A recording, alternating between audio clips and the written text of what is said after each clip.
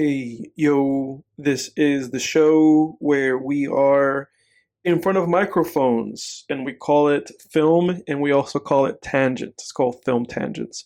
Welcome back, everybody. On this mic, it's Edward for the first time ever.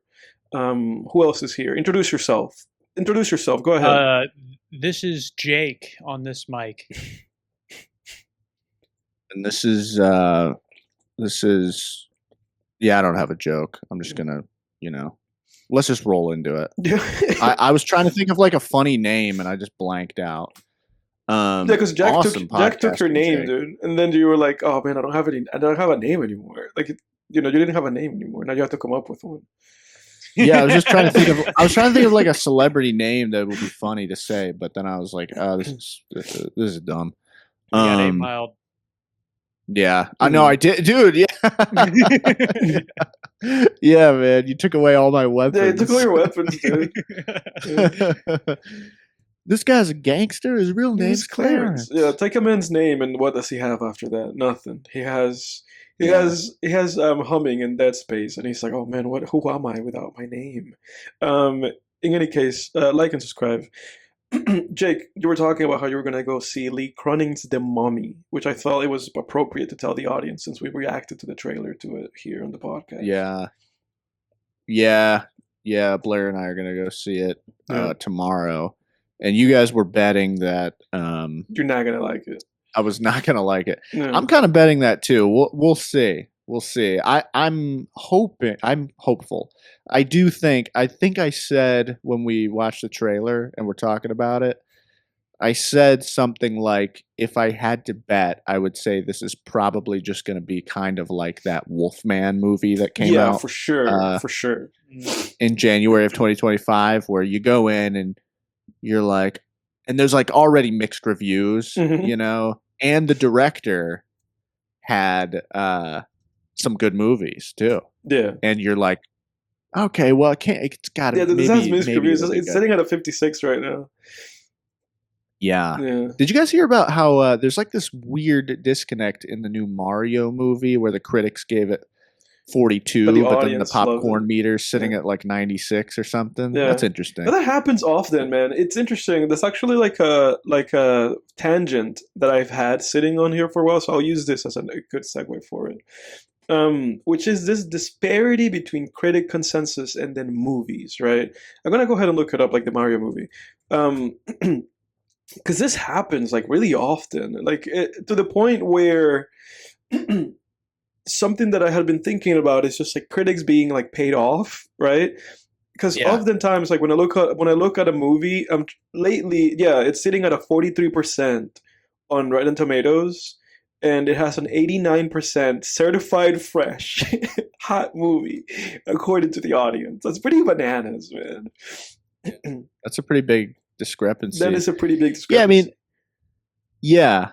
Go ahead. Well, definitely with obviously you're referring to the ones where it's the inverse, where the critics and the audience is are hated. high, but the audience is low. Famously, like that Ghostbusters movie Yeah. with like the all female cast Ghostbusters movie. Right. Yeah. Yeah, and that also happens with a lot of Marvel movies too, right? And yeah, because there's got to be. I mean, these critics and stuff, they get, there's sort of a, I'm sure, a symbiotic relationship going on where they get access to the stars and events For and sure. stuff, And they feel like, oh, they don't want to just turn around and like write something bad home about Yeah. it. I don't know. it is like Yeah, they're being it's paid off in a way, right? Because they're just like, I do have the feeling that there are certain critics that somebody might have their access to their wallets. You get what I'm saying? Like, I feel like there's something like that going on where it's like somebody's putting money into somebody's pockets. Like, I feel like there's certain critics that's happening. And I'm sure. there are other instances like what you're talking about where it's that these critics have access to things, right? Events, and they have critics passes and stuff like that might be hosted by Disney or what have you. And there is almost like this element of like, I don't know what you would even call that. There's a word for this, but it's like they're not paying you off, but they're kind of paying you off, and you feel like you're not in a position to really like discredit these people publicly. Yeah, for sure. Yeah, it's like, well, you're like palling around maybe with some producers and some stars, and you're afraid they won't let you into the next event because it's Disney sponsored. Oh, that guy said something bad. Yeah, I feel like it seems like audience reviews are the more accurate, For but sure. audience reviews are probably what you want to actually pay attention to. But it's interesting that it seems like the critic reviews. I continue to only look at the critic reviews a lot of times. Yeah. That's all that's on, like if you're scrolling through Apple TV, all you see is the tomato meter. You don't see Yeah. that popcorn thing, right? Yeah. I mean, there's certain interfaces I think where you do, but for the most part, we're really kind of looking at that tomato, I Yeah. think. Yeah, for sure. Yeah, I'm trying to train myself out of that and look more at that popcorn thing. Yeah. I also wonder. It almost seems like I don't know. I can't think of a motive for this, but there's almost something more just appealing to the eye about the tomato, because it's this bright red or bright green thing versus the popcorn is just like this bland beige little icon. So I feel like your eyes kind of just track that that tomato meter. It's Jake decodes the symbolism on the yeah, right. tomato. It's like you're talking about it with like it's the science behind like why McDonald's logo makes you like hungry. It's like, oh, it's red and yellow and it makes you hungry. And it's like, oh, the tomato. But I'm looking at. I've always. I was just gonna say real quick. I've always said that every single time I've seen that movie, Super Size Me, which has always been in some sort of classroom, I just want McDonald's after. Yeah, it just makes you want to have them. Like, I remember there was that instance in that movie where the guy, where he's like, this is like week 5 or like, whatever, like, week 2 of just having McDonald's. And like, again, dude, he's just like eating a bunch of fries and stuff. And I'm like, dude, this looks awesome. Like, this looks great, I know, right? He's like, back to McDonald's for breakfast. He's eating breakfast foods there. Like, I didn't know they had pancakes. Yeah, let's go, man. Meanwhile, every other chump is out here like making their own food. Oh, having ground turkey and potatoes for dinner today. It's like, you could go every single day just for an experiment, just get your camera and every day be like, oh, here I am eating McDonald's. And at some point you're like, man, I'm really having a blast eating McDonald's every day. But it's, but the whole purpose of this is that I'm not supposed to be having a blast. So I should like make myself throw up or something. Like, this is not good, but I'm just having a great time eating McDonald's. Yeah, exactly. There's a scene that always sticks out to me. It's like the only part of the movie I consistently recall. But there's like a scene. He's probably like a week in on week 2, like you were saying. Great week. And yeah, and he starts to get like he becomes like a drug addict where he's like, I feel like horrendous and down. But then when I sit down and start eating the McDonald's, I'm like at 100%. He's like, I feel great. And then in the whole time he's talking, he's just smacking on this fucking quarter pounder. And I'm like, dude, that quarter pounder looks so goddamn good. Oh my god. Oh. Is it quarter pounder for McDonald's or is that Burger King? That's McDonald's. It's McDonald's. Yeah. I haven't been to Burger King since like. What do they have at McDonald's? Like, what's the Burger King thing? The Whopper. Yeah, right? The Whopper. That's right. Dude, that's how you know that I'm not really. I'm like a fake. That's how you know I'm a fake McDonald's guy. I don't even know what these people fucking say. Yeah. I'm a phony. Yeah, McDonald's is like a couple times a year thing for me, I guess. It's one of those things, like I don't even entertain consistent like junky eating anymore. I don't even entertain it, or, not to sound all better than now, but it is the truth. It's like because that's how it is. Like that scene where he talks about that, where he feels like crap, and then when he starts eating it, he feels great. Yeah, like that's how that is. Yeah, like sure. I remember a year. Yeah, dude, a year and a half ago, I went to visit some family of mine, and we ate like shit the whole time. Yeah, you told me about that. And I felt like I was like moving through a cloud of molasses. Like I think the healthiest thing we ate was Culver's. Like that felt like we were getting some nutrition. And that was like the peak nutrition of that weekend. That's so and funny. dude, like, because it was just this mass like family thing. So, and all the relatives are just grabbing like all these breakfast platters of like coffee cake and all that shit, and you just keep going back and just eating more of it because it's that taste and it doesn't fill you up at all. Not at all. And getting air. I realized how that vicious cycle starts though, because I remember at one point we were like, hey, let's go for a walk in the neighborhood. It's nice out. And I was like, dude, I don't fucking feel like it. And then as I'm walking, like 2 minutes in, I was just like, I want to stop now. Because I felt like shit. I had like, I'm foggy, I'm lethargic. And I'm like, and I'm always down to go for a walk when it's nice out, man, on a normal day. But, I'm just foggy, and I think that's how that happens, man. That cycle you get trapped in. Yeah, for sure. Sure. Yeah. Anyway, that stuff's interesting. Go ahead, Jack. I was gonna say that's what I attributed that 3 hour nap that we were talking to before we started the podcast. I like just didn't time like eating well yesterday at work, and I was like starving on the way home. I had to go out of the way to pick up my dog from my parents' house. They're helping watch him since I was at the office.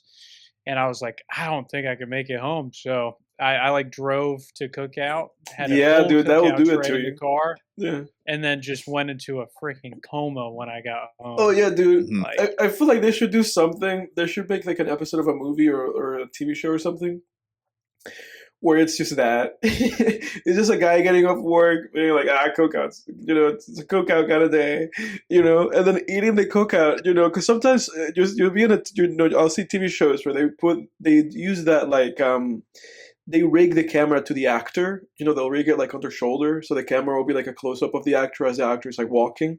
And sometimes I've seen it just used to simulate some kind of like under the influence, like, oh, this guy's drunk, and and they're kind of moving funny, and the camera is going like, whoa. They should do that, but the only thing you ate was like Cookout. And you're like, It sounds a little like Yoshi gets stoned in his apartment and enjoys his own company. His own company, dude, 100%, dude. But that's the thing, though, especially like now, the older that we get, it's like you eat one of these things and it just takes you out. It takes you out, dude. I felt subhuman. Oh, yeah. Like driving home, I felt like brain fogged. I was just like slow. I was driving my car, and I was like, I felt like just exactly what I said. I mean, it just felt terrible. What's like your most gluttonous moment ever? You guys, do you think? I share it with my brother. I can go first if you guys want me to. Yeah. Like it's shared with my brother. My most gluttonous like moment of my life. For my brother, if you're listening, you can back me up. Get down there in the comments. But this was because we had seen the movie. My brother and I were like as young teens. We were fans of the movies Harold and Kumar. And so there is, for those who are not initiated, a trilogy of movies with Harold and Kumar. And the first movie is just like, they're just kind of this hangout, like stoner comedies. And the first one is just Harold and Kumar go to White Castle. And the whole plot of the film is that, in the middle of the night, Kumar and Harold are like high. And they see a White Castle commercial and they're like, we have to go and get some White Castle. And the whole plot of the movie is just them driving endlessly through the night and getting into hijinks and situations, just for the goal of going to White Castle. When they get to White Castle, they each order like 20 or some crazy number. Like they order like a humongous amount of their sliders. And then the movie has this montage of just them like just chowing them down, just one after the other with just this glorious music. And so for my brother and I, we tried to replicate that. We did our best to replicate that. And I think we went to McDonald's, Yeah, because no White because there's no Castles. White Castle. And so we went to McDonald's in our attempt at replicating this. And I think we got like 10 like burgers. Holy We got shit. 10. And then we each had like 5. And it was like, all right, let's go. And we just threw them down, dude. I think it's possible that I didn't finish all of it, like all the fries and all the everything. It's possible, but that was peak. That was the peak for me, I think. So I peaked early with that, and then after that, I never, it went downhill from that. After you tried to chow incredible. down 5 burgers in a row with fries and soda, you can't do it anymore. Wait, so you got 10 total? I think it might have been 10 total or 10 each. I don't remember. Like my brother, if you're listening again, just complete the story here. I don't remember if it was like 10 each or 10 total. I think it might have been 10 each. Damn. So yeah, but we didn't eat all of it. We ate most of it though. We ate enough to make ourselves sick. It was that kind of bad. Did you actually puke? No, but it was just one of those things where you just have to kind of move in certain ways, lie down, that. Yeah. I remember you used to make fun of me on Friday nights for just murdering a whole pizza every Friday. Dude, they would give me flashbacks of my own gluttony. I'd be like, oh, we can't be living like this, Can't do this. I just murder that whole fucking thing. Because that became that became a theme of our weekends where we would get 2 pizzas. We would get 2 large pizzas. And you would just destroy it over the course of whatever we were watching. Yeah. And I would eat maybe a couple slices and put mine back in the fridge. And then it would just last me over the weekend. Until Monday I was just eating that pizza. Yeah. That's why I gained a lot of weight though, through college and then a little bit after college. I had a problem for a while with just portions, dude. I just did not grasp the concept of portions. I would just slam whatever I wanted until I just absolutely couldn't anymore. But I kept myself always in decent shape, I think, from just consistent exercising, and then I would eat I did eat more healthy later on, for sure. Second half of college. Yeah. When you didn't have access to the cafeteria. Yeah, exactly. And I just wanted to, feel good, But I would say I had these epic cheat days. You really you don't, if anyone's listening to this and is on some kind of fitness, journey, if for lack of a better word, really, we all need a cheat meal. I still have a cheat meal on Friday nights, right? That's why we eat, my girl and I eat out. You got to have something to look forward to, but I would recommend watching those cheat days because those do catch up to you. Don't listen to anyone on Reddit who's I knew a guy who, was jacked and in total shape and he would just have epic cheat days every Friday. You're good, bro. Just don't listen to that. Trust me, it halted so much of my progress in the gym for a couple years. I would say, in those years after college where I first entered the work world. And I remember I remember one Friday I had this realization oh dude, I got to reel this in. Cause what I would do was I would have whatever for breakfast. Then I would have Chick-fil-A for lunch and pizza for dinner. Yeah, let's go. But I would eat a full, I would have a large fry and 2 Chick-fil-A sandwiches at lunch. And then just as much goddamn pizza. That's what we're doing it. Cause even when I think about a cheat day, I think of it as oh, you will have one meal of the day. You'll go out of your way a little bit, but you were making it the whole day. You were this for breakfast and this for lunch and this for dinner. Yeah. Well, yeah. Recall what I said about portions and my problem with those. Yeah. So I remember, but dude, so I remember one morning I was a supervisor on a sales floor at the time at a different company, and we have like we had these designated break times. Like we had a 15-minute break in the mid morning, and then a 15-minute break in the afternoon. And How generous. right. But in addition to our hour lunch or whatever. So at the 15-minute break in the morning, I went and I go grab out of the vending. I'm like, oh, it's a cheat day. I'll have a junky breakfast too. Yeah. So I go, dude, I go like heat up this biscuit from the vending machine in the microwave, and one of my salespeople, sees me, and she's like, I think she, just keep that in mind for later. So, I'm eating this thing. I finish it, and then like I got 2 minutes left before I got to go back to the office, and I'm like, I think I'll have another one.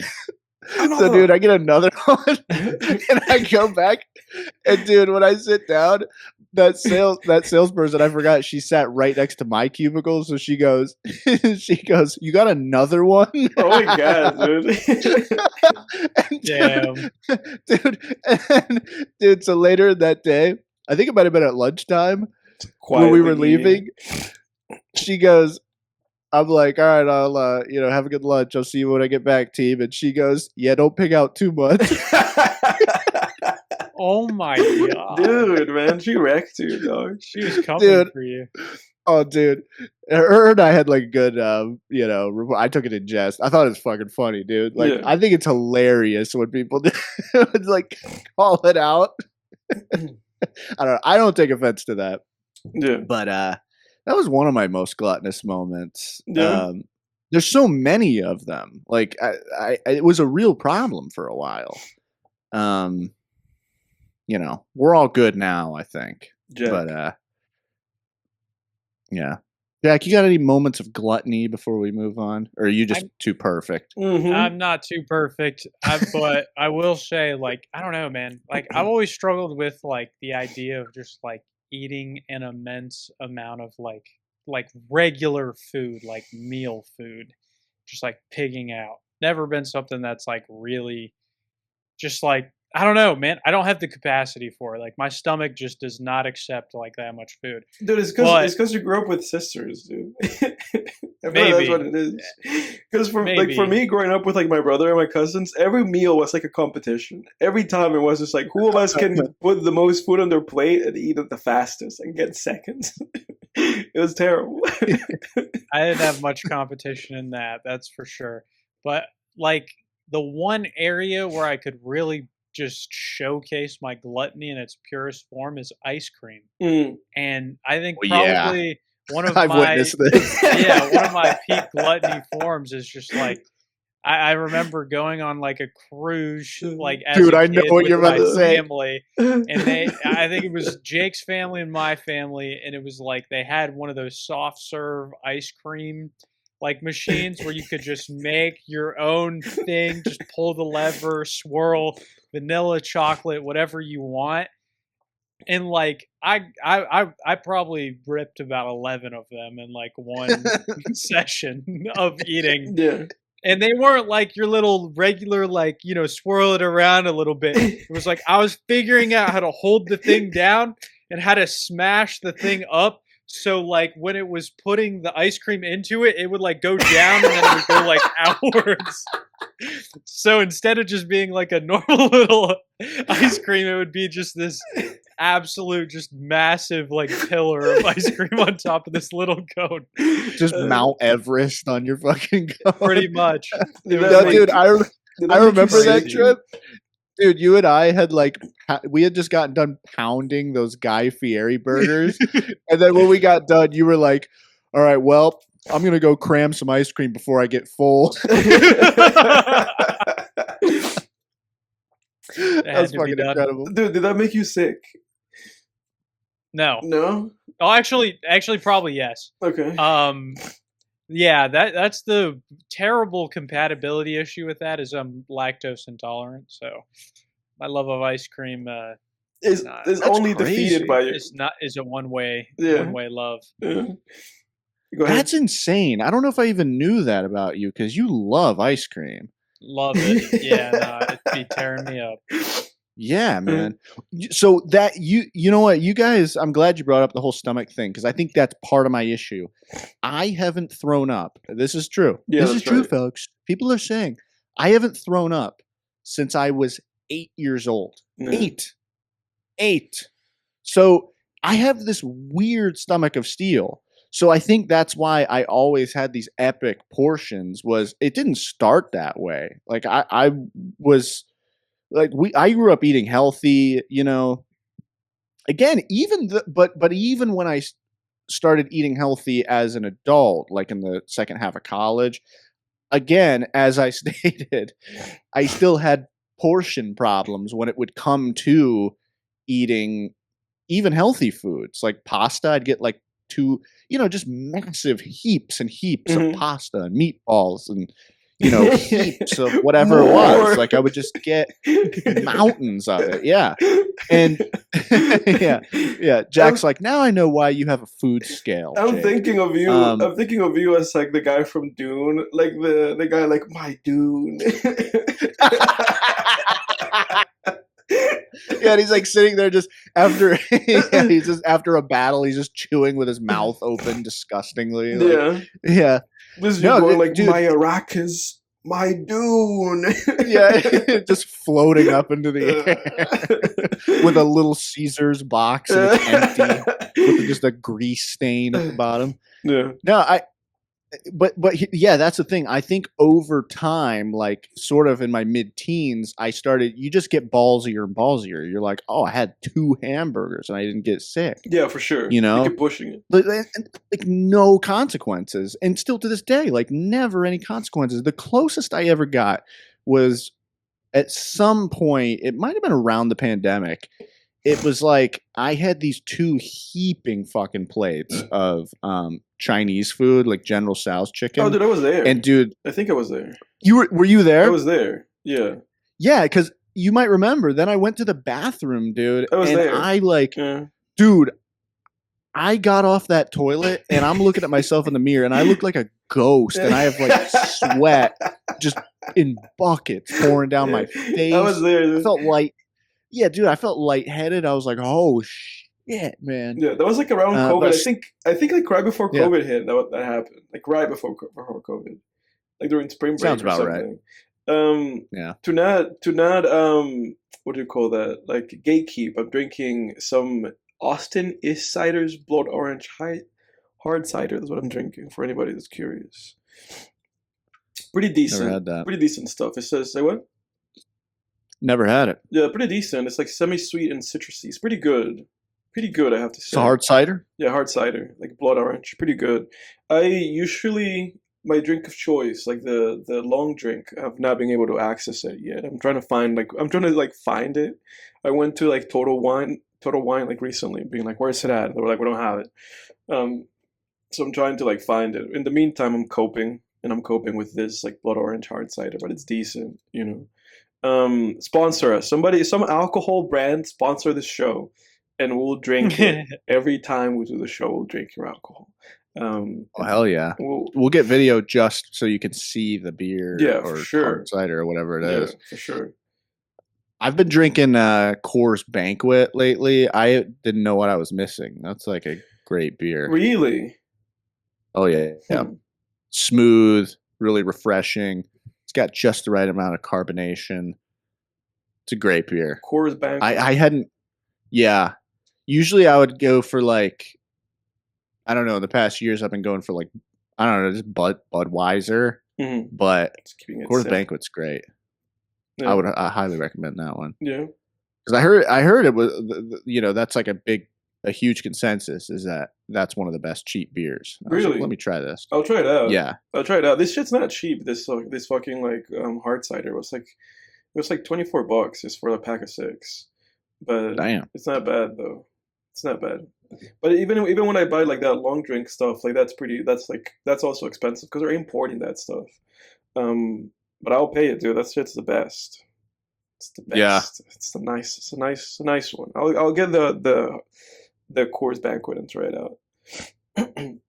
But on the topic of beers, this is another long-standing tangent that I've had. which is just titled in my notes. What is non-alcoholic beer? Can one of you guys enlighten me? Have you guys tried non-alcoholic beer? Never Uh, ever had a single one. I actually have. I did sober October just for the hell of it last October, and I think I did. Yeah, I can't even remember what I got, but I got non-alcoholic beers, Really? and yeah, they're fine. They're good Just to hold you because I over? just wanted a beer. I was like, I need beer. I can't go the week without drinking some beer. That's bad. I can, but I didn't feel.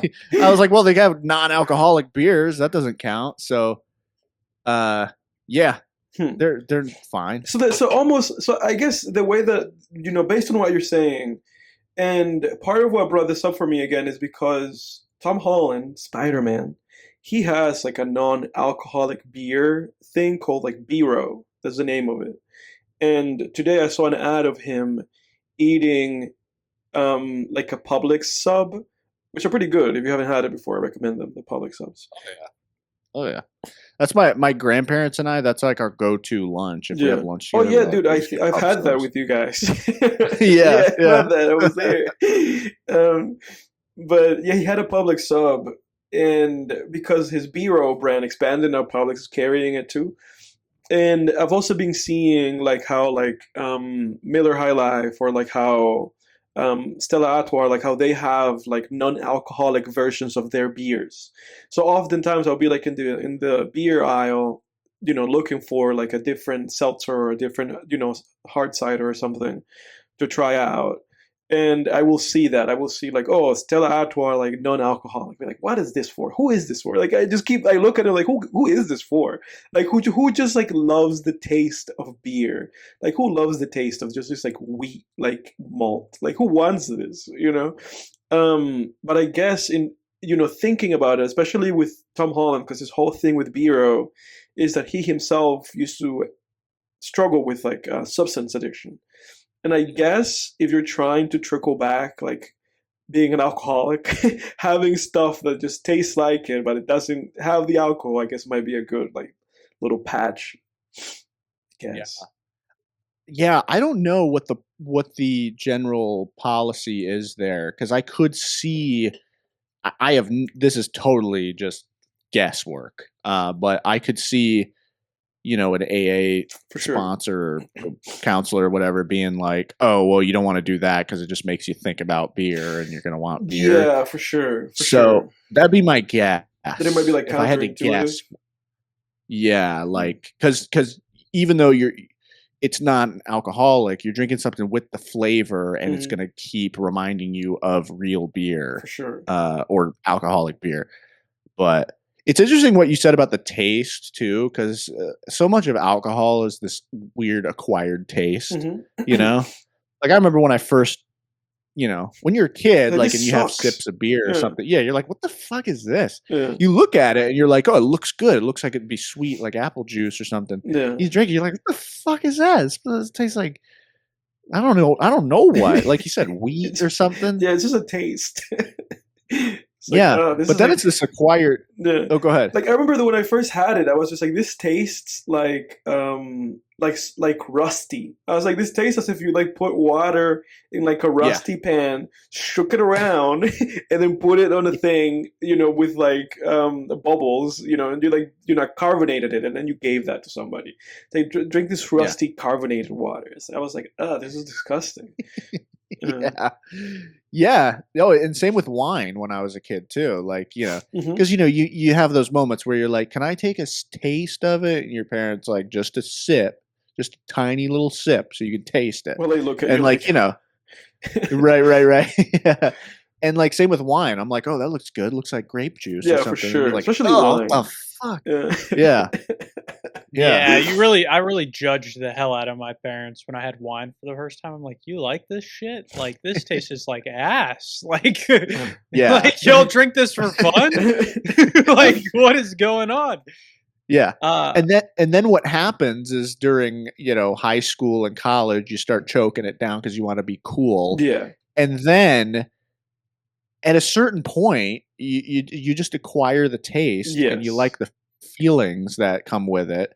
And now I love beer. Like I remember this. I always remember this interview with Don Fry, the MMA fighter, and they were just doing one of those things where they're like, I'll give you a word and you just give me a one word answer, and so they're like, America, and he's like, best, just that type of thing. And when they get, then the interviewer goes, beer, and he goes, more. And I'm like, yeah, that's about right. that's about right. That's how I feel. Yeah. Now I'm like, beer's awesome, and I love beer. Yeah, it's pretty awesome.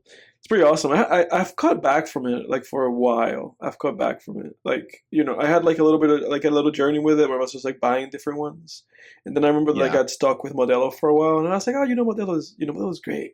And then at some point I was like, I'm tired of this. And then that's when I like started just buying like seltzers and ciders, and I've been on that since then. Yeah. Modelo's good. Modelo's very like got this really strong kind of it's like a really strong initial taste. Yeah, for sure. That's the word that comes to mind. It's very strong. Yeah. Versus like Coors Banquet's like very just, it doesn't, hit you the way Modelo does. Yeah. But it's just very like calm and yeah. Yeah, I mean, I'm definitely in moderation. I have like maybe one night of the week. You're one a day kind of guy, aren't you? No, I'll have. It's tempting, but I'll have one night out of the week, like on a weeknight, or I'll have one or two, and then I'll have one night where I'll have like 3 or 4. It's like a kind of a let loose kind of a night. Yeah. Or like when Jack and I read his sister's place a few weeks ago, 6.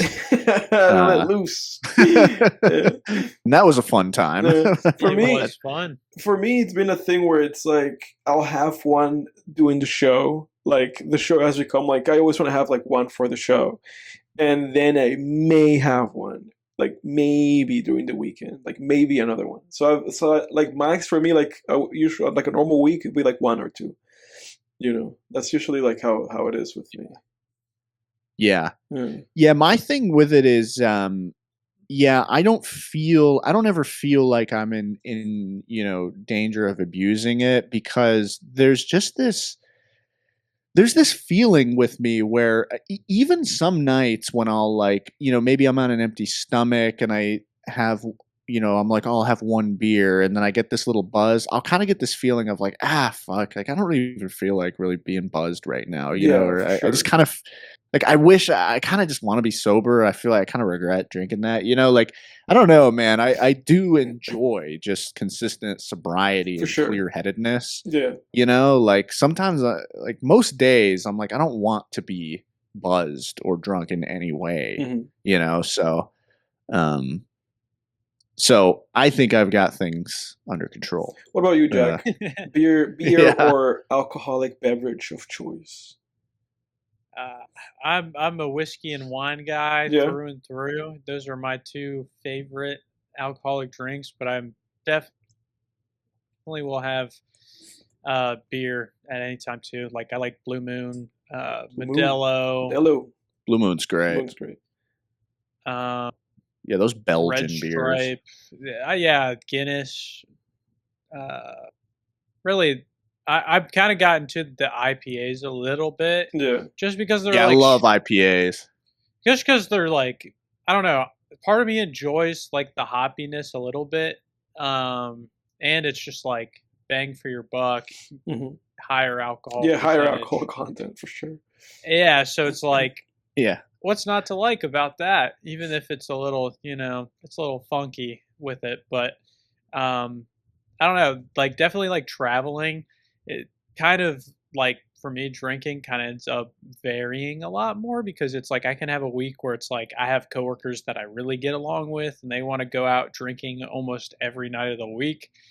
And I don't like to do that myself, but I'll definitely, get out and have some fun, have some drinks. I went out last week to like dinner, had a drink, went to a pool hall. We played pool, had a couple drinks. So it's like, it really depends for me, but it's hard when you have like some good people to hang out with. You're in a city with, wanted to do things other than just like sit at the hotel. It's like kind of ends up, happening more frequently. And then I'll have other trips where it's like I don't drink at all, really. So Yeah. it's pretty random for me. Yeah, it is one of those things where there's just certain events or, gatherings where you're like, dude, I need I have to. drinks. I have to. I can't. Yeah. So I'm not gonna not have drinks right now. Yeah. Yeah, I forgot about IPAs, dude. Last summer, I was like on an IPA tear a little bit. Like I was just getting IPAs every time I had drinks. It was but I guess I kind of tapered off of that because I haven't had one in a while. But I do enjoy the Juicy J IPA. That really, he has his own. Juicy J is good. It's I not like Pernicious no relation as to the well. rapper. Okay. But it's like really. What'd you say, Jack? I said I like Pernicious as well. If you haven't tried it, I'm a fan of that one. Yeah, I think I've had that one. Yeah. Oh, Juicy J. Okay, I see. Yeah. East Coast. No relation to the rapper. No relation. But, they should put that on the box. Like IPA. no relation to the rapper. Yeah. They should sponsor Juicy J. Yeah, maybe. I'm in favor of that. Yeah, Juicy J with Juicy J. In any case, I guess we've yapped enough. You boys want to get into this movie? Yeah, let's do it. All right. I second Jack too. I do enjoy whiskey as well. Yeah. Whenever Jack and I get each other a gift, it's always a handle of whiskey. Yeah. Oh, it's awesome. It's like I perfect love getting you whiskeys like as a gift, like because I'm like this is one that I had that I like. I haven't had a bottle of in a while, but I think he'll enjoy. Like that's like the one like flex where I feel like I know like enough about whiskey to be like, all right, I can get him like something nice here. Yeah. And it's gonna last a while, and so I like gifting whiskey. Yeah, look at you. Yeah. I've not gotten into whiskey. Yeah. Like I'm not much of a whiskey guy. Not at all. What you want to do is you have one whiskey and then 2 beers, and you're perfect. You chase it. It's great. Or 2 whiskeys and 2 beers. I don't know. Some form of that. Some combination of whiskey and beers. Yeah, but the key is liquor before beer, and you're in the clear. Beer before liquor, never been sicker. I have made the beer before liquor mistake, and even though I didn't get sick, as you'll recall, my long-standing record. Yeah.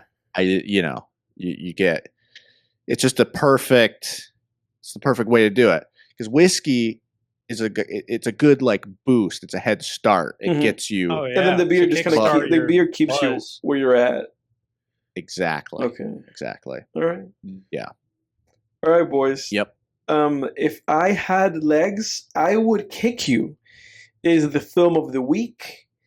Directed by Mary Bronstein, who is the wife of the man who is a co-writer for Uncut Gems, for Good Time, and also for Marty Supreme. This movie is also produced by said husband and also by Mr. Josh Safdie of Marty Supreme fame.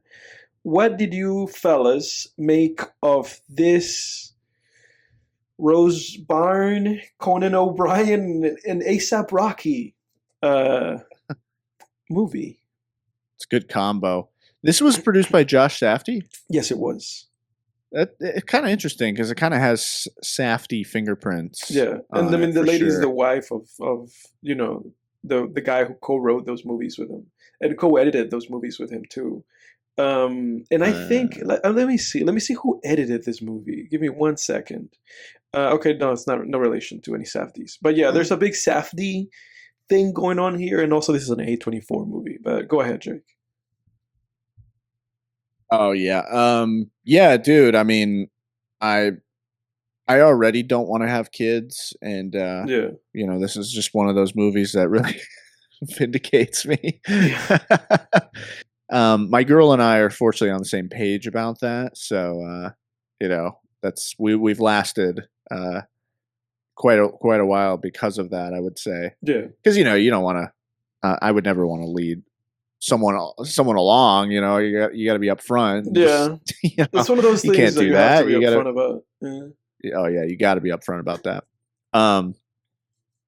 But yeah, and my girl and I have this we have this running joke.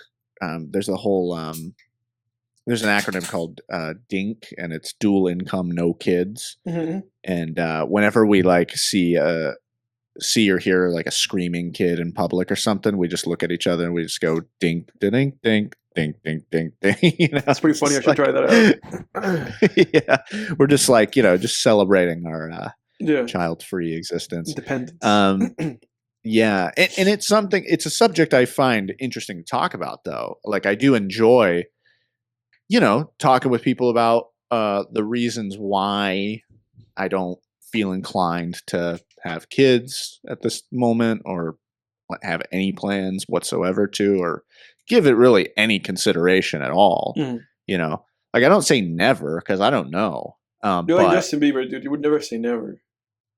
Right. It's one of those things though where my mom really my mom gets upset with me when I talk about not wanting to have kids. Yeah, do tell. And I'm pretty sure and I had a conversation with her where she was like, well, you don't know that you won't have kids. And I was like, you're right, but it's kind of like how you, Mom, you're sure that you're not going to have a horse farm, right? Mm-hmm. But you don't know you're not going to have a horse farm, for sure, right? It's like that, where it's like there are no immediate plans, Mm-hmm. And my mom was like, no, I know I'm not going to have a horse farm. So I was like, well, there goes that argument, I guess. But but you see what I mean with it. It's like, yes, I'm not sitting here saying I know I'm never going to have kids, but it's like there are no plans to have kids in the same way that I have no plans to get a horse. Right. You know what I mean? So I found the movie really engaging with, just the topics it explored, the challenges of motherhood, mm-hmm.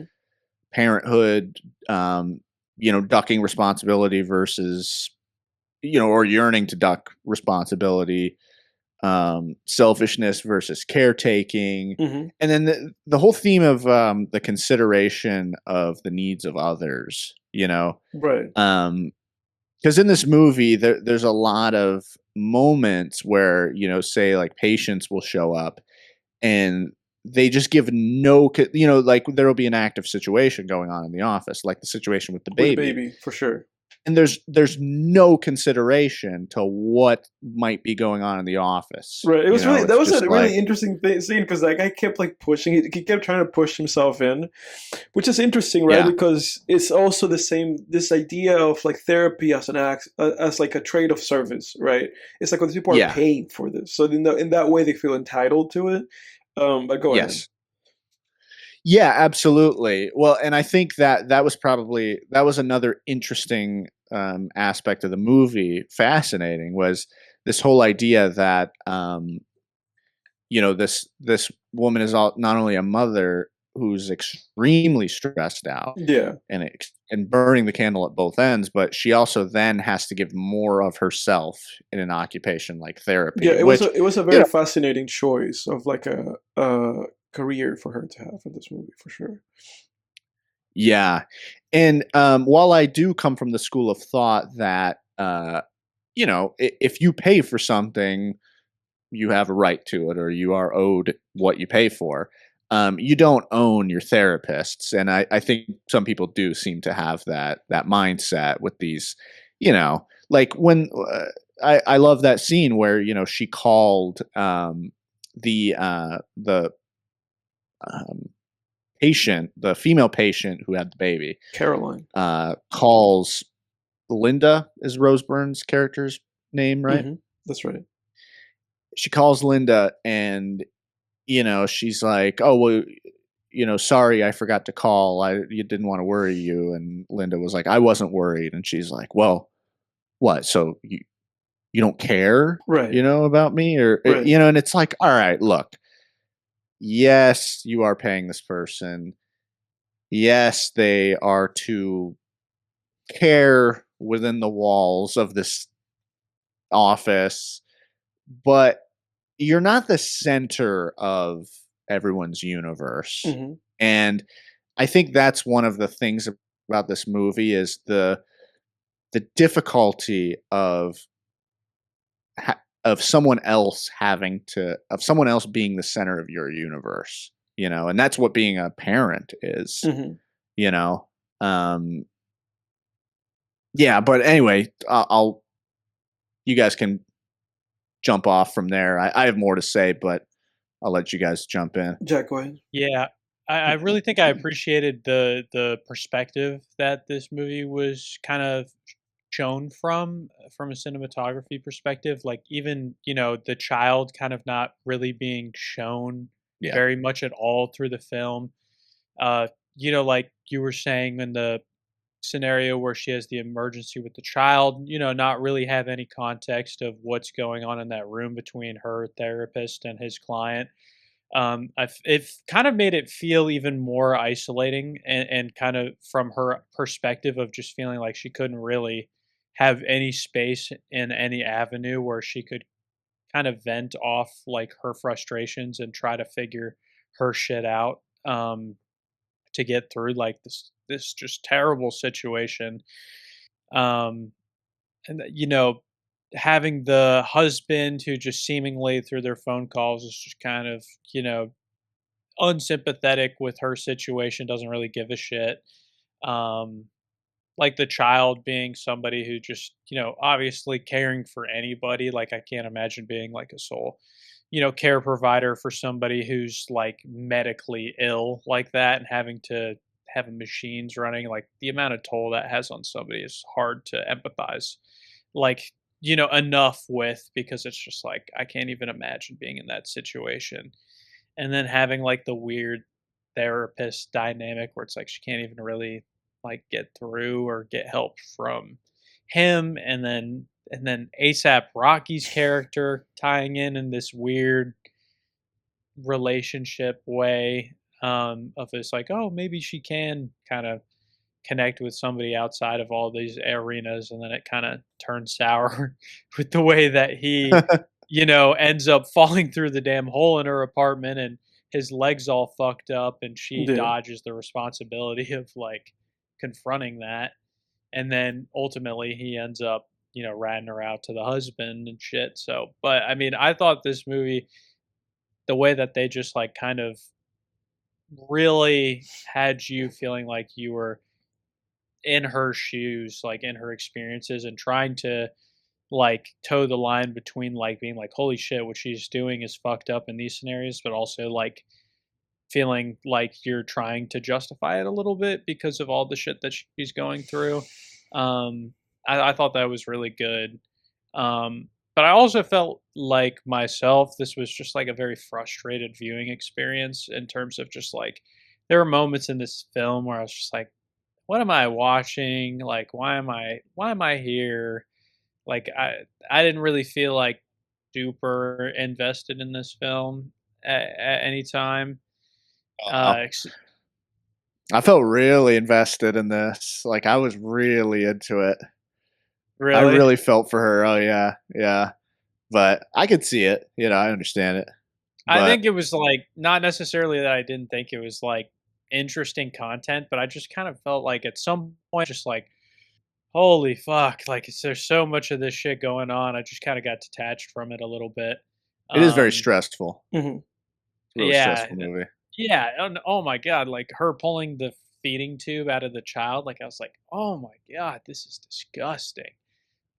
Like that Yeah. grossed me out, man. Like that really grossed me out. But I kind of arrived at like, I was like, I understand what this film's trying to do. I understand why it's like important to have context, or not context, but have like commentary on like these kind of things. Like I think it is really cool that the way that they approach that, but just for some reason for me, like I just had a hard time like buying into it fully. What'd you guys make of Conan's character? Because I was trying to figure out what the hell was going on there, and I kind of felt after a while, especially in that last scene with him where he tells her he can't treat her anymore. I felt like his character was sort of a representation of societal taboos, and or rather the way society looks at taboo topics, such as having a child and then thinking, oh shit, I actually don't like being a mom, because I find that concept interesting. Like, I've read certain Reddit posts about that, and there's a podcast called Other People's Lives. It's a really good podcast where they anonymously interview, people from anyone from, former drug dealers to people who have been victims of various crimes to people just in really weird situations. And they had one episode where this woman was like, I love my kid, but I really don't like being a mom, and I kind of regret it, and I'm ready for him to be 18 so I can start the life I think I was meant to live. I was kind of pressured into not putting him up for adoption and keeping him. And like that, those are taboo topics that are, I think a lot of people have a tough time discussing because they're afraid of being shunned, they're afraid of being judged. But yeah, I have a disdain for people like Conan's character in this movie, where it's like, look, like, if you feel that way, let's talk about it, Like, if that feeling's real, let's discuss it, I do think people have a responsibility to their children, absolutely. But and as someone who this isn't virtue signaling or anything, but as someone who really doesn't want children, if I did have a child, I would correct course and, accept it and take responsibility. You know what I mean? But it is valid, I think, to feel that way. And I thought Conan sort of was a representation of how people sort of invalidate those feelings. But I don't know. What did you think of that character, Edward? Or I can go ahead. It's interesting, Yeah. the Conan character, because I thought that, for large parts of the movie, I thought that he acted almost as like a mirror to her as a therapist, if that makes sense. Yeah. Like, they're Yeah. colleagues, and you have mirroring scenes in this film, where you have a scene with Conan and her, where she tells him, like, I had a dream about you, and Yeah. she's trying to imply that she has like an attraction for Conan, right? Which I think it's like, probably is common in this line of service, where you have somebody that's there and they're giving you their undivided attention and time, and they're listening. People probably oftentimes do feel some kind of thing for their therapist. Yeah. It happens in The Sopranos. Really? Yeah. But minor spoilers, sorry. But it was interesting in this film because she does that, and you know that he's made a little bit uncomfortable by that, but he's not entertaining her. He's being professional, and so then we have this scene with her later on where the same thing happens, and her patient is being like, "Oh, I had this dream where you kissed me," and she's like, "Okay, it's like, we're not, she's like, we can talk about how that made you feel, but we're not going to talk about the context of it, So I found that interesting, these kind of like scenes between her and Conan that were very similar. Like, she does something with Conan, and then we see something similar happen with her and her patient. And we also have had a scene prior where, like, she's telling Conan her problems, and Conan's telling her, like, well, this is what you should do, And what he tells her to do is actually like sound advice that is actually what she should do, And then later on in the movie, she's having this, like, like you said, this scene with Conan where she's just kind of like telling him, like, this happened, and, I was supposed to have this first child, but we ended up not having that child. And, and now I had this child, and I feel like maybe that first child was the child I was supposed to have, because now I have this child, and this child has that was brutal health issues, And so, and again, there's like a running theme in this movie with like dealing with like guilt, right, as like a parent, because of having like a sick child and feeling like you're at fault for that, which I found fascinating, because there's also this running theme of children as an extension of a person, right?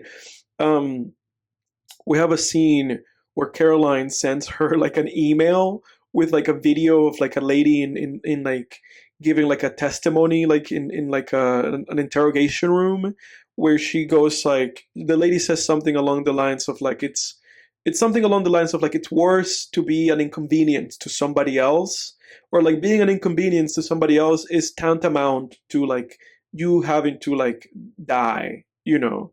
And she's like saying she's justifying why she, did that to her kids. You know, she like, oh, her kids were some kind of inconvenience, and she was like, well, then they shouldn't be around, kind of thing. And I found that fascinating because there was this theme of the movie of like, Rose Barnes, like Linda's daughter, is sick, and despite the fact that Linda couldn't have done anything about her daughter being born with some kind of condition that we know, her daughter has a condition and she feels like she's at fault for that, right? You also have that scene where they have that group therapy where she gets up and she goes like, it is our fault, she refuses to kind of listen to the doctor, which by the way, there was that director cameo. That's the director, like the doctor of like the head of the kids school. That's Mary Bronstein. Oh wow! Yeah, a little interesting director cameo. I thought she was insufferable too. She was one of those like kind of mean doctors. So she's just like, I'm telling you. Yeah, she was. I couldn't stand her. But there's this running thing in the movie, right? Of like kids as an extension of the parent. Like if your kid is somehow inconveniencing somebody, it's almost as if you are inconveniencing somebody. Because it's your kid. So I found that fascinating. And then she has that scene with Conan where she tells her like, all these things that she feels like guilty about, right? Or like shame about in regards to being a mother. And she says to him, like, do you even have kids? She has like this whole outbursts with him. But how I interpreted that, and there might be more to what you were saying than maybe my interpretation of it, but how I interpreted that was that Conan got to this point with her where he's like, I'm not your husband, It was like, I interpreted it more so like that he wasn't necessarily shaming her for saying that to him, but more so that he was like, look, you can't come here and like yell at me and like have this altercation, this verbal argument with me. I'm your therapist, Yeah. Like that's because at some point she's like yelling at him, and he kind of yells back at her, and he goes like, "You think I can't help you?" And I think it was more so like what I thought, that it was like more so that he was trying to say to her like, "You're not even listening to me. Like you come here and you just like you just like yell at me, or you take everything off your chest, or you tell me that you have dreams about me, and I listen, And sometimes I tell you what you should do, and you just don't do it." So I feel like it was like this moment with him where I feel like his character was fed up, and he was like, I'm ending this like client, therapist relationship that we have going on. I felt like that was kind of it with him, like and I think there was like a mirror with her and Caroline, where she's telling Caroline like, look, I think you need help.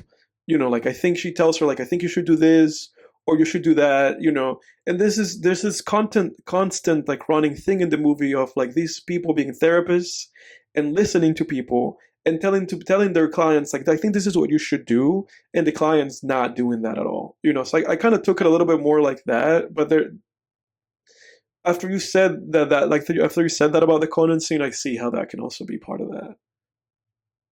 Does he ever tell her something to do? I thought, because I remember the scene where he won't tell her what to do, but I don't. When does he tell? When does he give her an actual action? There's a scene where he tells her. There's a scene where he says to her like, "Hey, I think you should go home."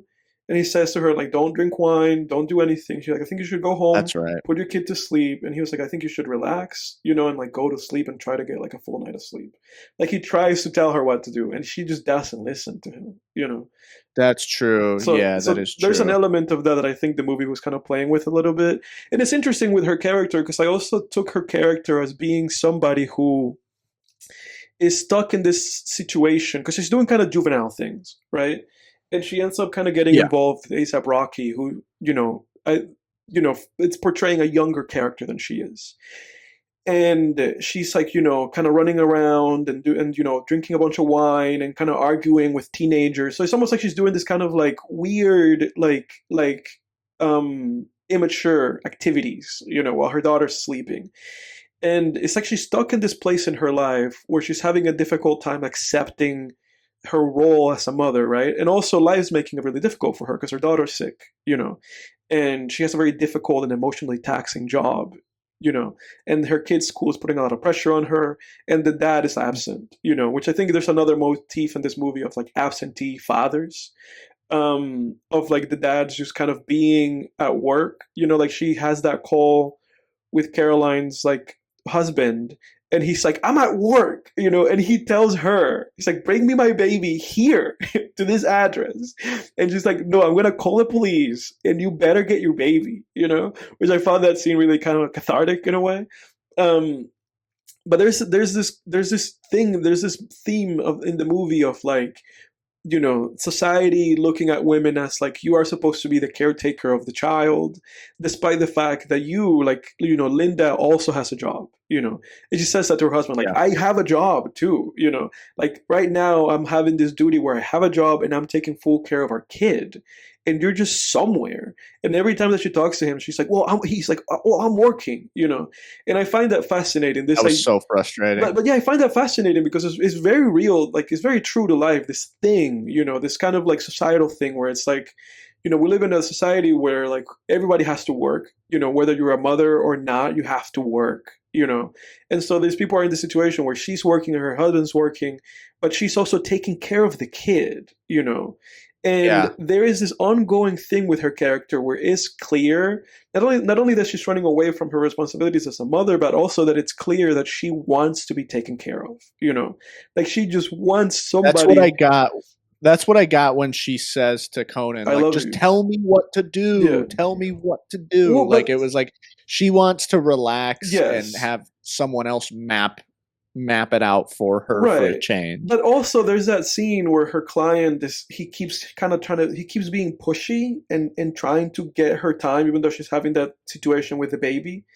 And Conan like gets up and he's like, I am telling you that was great to leave. It's like you have two choices: either go wait at my office or leave.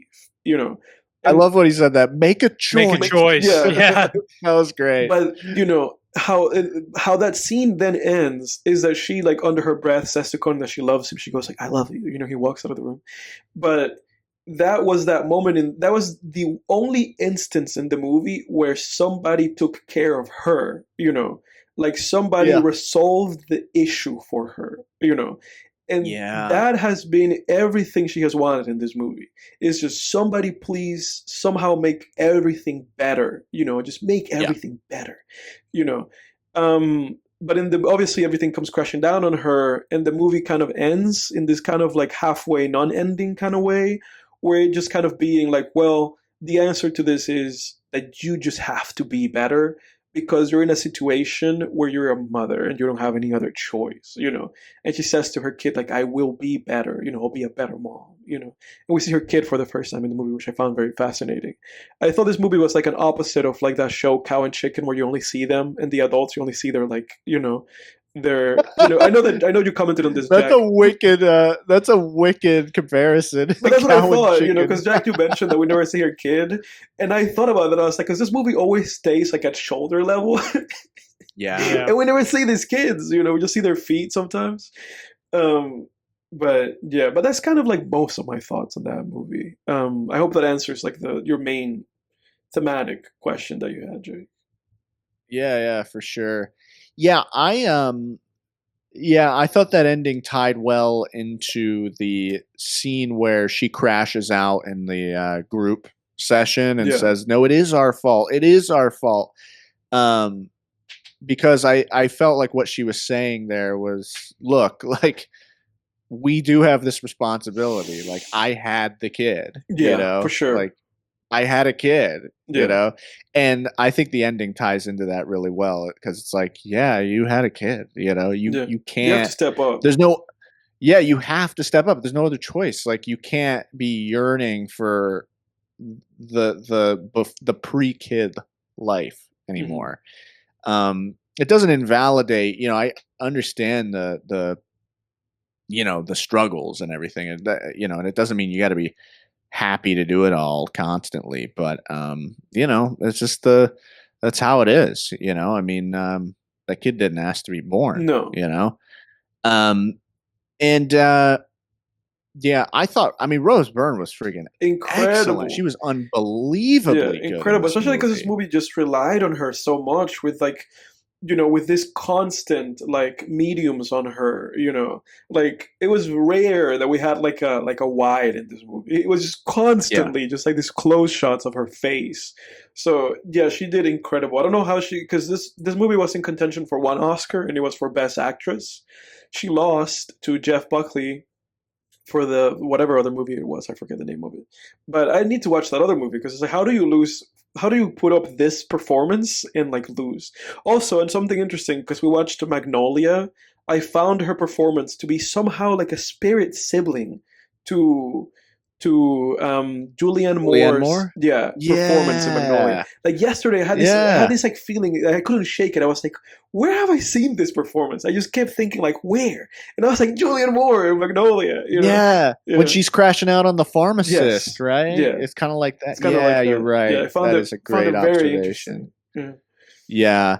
I was equally fascinated by the idea of the husband being away on a ship too, because I have heard that before. That's a common struggle sometimes where it's like, one parent's at home with the kid and working, and then the other parent is off just having an adventure. Yeah, And for it's like, sure. yeah, okay, they're making money and they might be making the more money and be the breadwinner, but it is like, you fucker, you get to go off and have an For adventure, and I sure. don't know what you're doing or Yeah. who And it's you're not with, fair because at Go the end to of the a day, you like fucking they're being an baseball game. absentee know. parent, it's like, you're being Mhm. absent and you get to then come back, be like, well, look what a mess you've made, woman. You've made a huge mess out of this whole situation that I left you alone to deal with on your own. It's like, that's not fair. It's not fair to come back and Yeah. then point fingers at people. It's like, if you really want to point fingers, then stay in the situation. Well, Um, and Yeah. that right. and be absent and then invalidate their struggles For sure. with what they're dealing with, and just being like, oh, well, it seems like you should be doing better, Yeah. even though I'm Yeah. not there to help.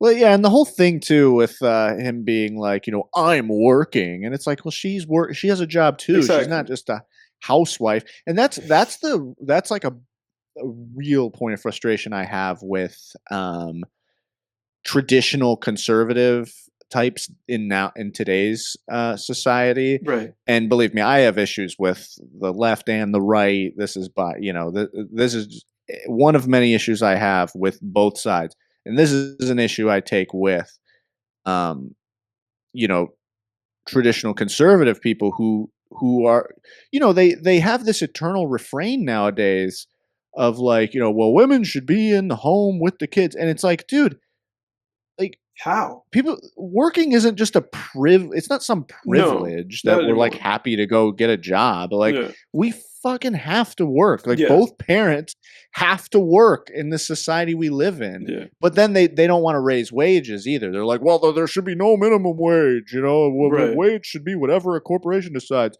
And it's one of those things where you're just like, dude, which way do you want it? I mean, you're saying you think women would be happier at home with children, but you don't want to raise wages Right. to actually make that a possibility for any Exactly. It's like you're couple. not creating a society It's that enables this. And then even for the yeah, people that would do work, and then having like when you have access to something like maternity leave or something like that, it's like a couple of months, and it's like, oh my god, then what?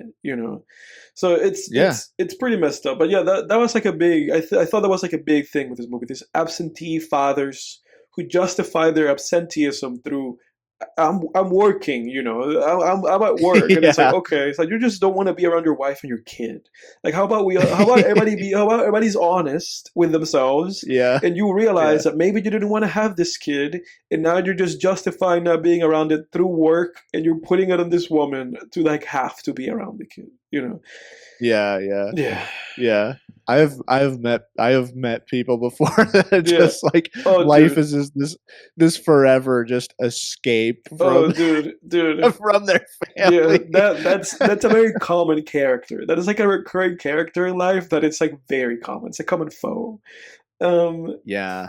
And you understand it's like there's a difference between actions and thoughts, right? And you understand the sentiment. for Like, sure. you get it. Like, it's like, dude, I don't want to be on the fresh air. I want to be away from all this, this medical business and this holes and ceilings business and this stressed out spouse business, but actually escaping and leaving your spouse high and dry, Right. not cool. No. Yeah, it's shit. I had something. Did I lose it? Going once? I think I lost it. Fuck. In any case, if he comes back to you, we'll get back to it. Yeah. Closing thoughts, and we'll move away from the movie. Jake. I loved it, man. I mean, this movie had balls, and it even explored the idea of filicide, I guess you would call it. Oh yeah, I did through the maternal filicide stuff. Yeah. Yeah. Well, like mother killing children. Moms killing their kids. Yeah. Like it explored that theme, and one of the movies she's watching on TV, I looked up what movie it is. It's apparently an old TV movie, made for TV movie about a mother killing her daughter or potentially killing her daughter. Yeah. Yeah, this movie had a lot of balls. Yeah, it really did. Some real shit. It really did. But also, like, again, like if through that it wasn't clear to the audience, we had that that interrogation thing of the mom being like, I did that because they were bothersome, they were bothering other people, and so I took them out. It's like, oh jeez. Yeah. But fuck, Jack. Yeah. Any closing thoughts or rating for this movie? Yeah, I will say I remember watching the movie at the end with the waves crashing, and that kind of the cinematography going into that, and just being like, some parts of this movie it made me think. I was like, I think Edward will appreciate the craft of this movie specifically. Yeah. I don't know why I had that thought, but I was like, I feel like he's gonna eat that up. Yeah, it was good. It's the director in the house. It was good. I did appreciate the cinematography. I noted like a lot of the technique.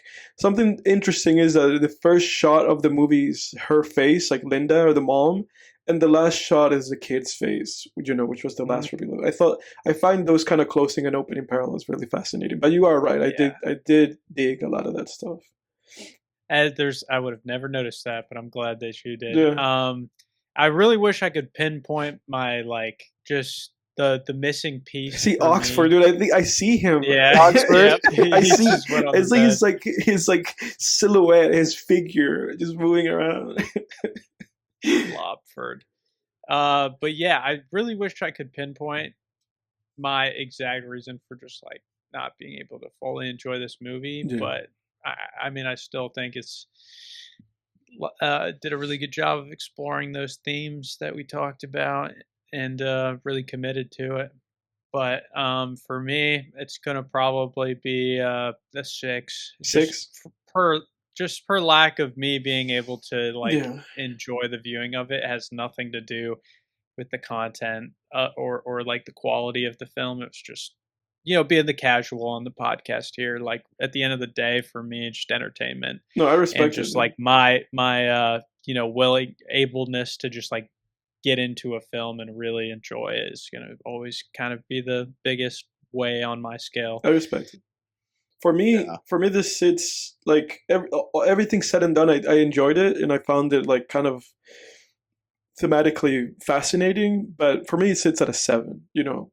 But I did have like some structural issues with the film. What about you, Jake? I'll put it in an 8. Yeah. I thought it was just I was wickedly engaged. 6, 7, 8, bro. 6, 7, 8. 7, 8. Yeah, beautiful. Yeah.